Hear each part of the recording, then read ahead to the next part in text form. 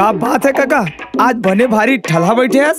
कैसे पूछे? मैं तो बहुत बड़े काम में फंसे हूँ। आज तक कहूँ गए नहीं ना, तेकर पूछे हूँ। तू ही लगा ही कहीं देखा तो तहाने काम में जाऊँ। अरे तय तो नाराज हो गए काका। नहीं हूँ। अच्छा एक बात पूछो। पूछाओ। आप लोग तौरे लाते नहीं आए? फिर तो आप माँ कुकुर माँ कोनो अंतर नहीं है। तोला आते? हाँ, रायपुर में सीखे रहे हूँ। तब तो कुकुर और तोर में कोई अंतर नहीं है। काबर की तहुल तौरे लाते उहुल तौरे लाते। तब बहुत बड़े वाले हंस काका। ते यहाँ ले जा नहीं तो खूब मार खाबे। ए बाबू आ तो मैं नहीं आऊँ, मैं जाना तो तोर बारे में। अरे आ तो तोर से काम है। देख तो फिर माथा मत खाबे।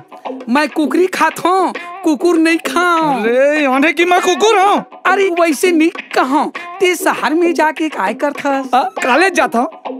ते चपरासी हंस का वैसे दिखथस। महूल लगा देते चपरासी का। आप भारी माथा खातस जोकरा। अरे मैं वहाँ पढ़े ला जाता हूँ, नौकरी करे ला नहीं जाऊँ। ते अनपढ़ हस, ते पढ़ाई करे जाथस। मैं तो तीसरी तक पढ़े हूँ। अरे मोर दिमाग को चाट डाले यार। तोर दिमाग खराब हो गए। साफ रही से गंदा रही से मतलब तोर दिमाग का गंदा हो। माँ कसम माथा कर डाले यार। अरे आ तो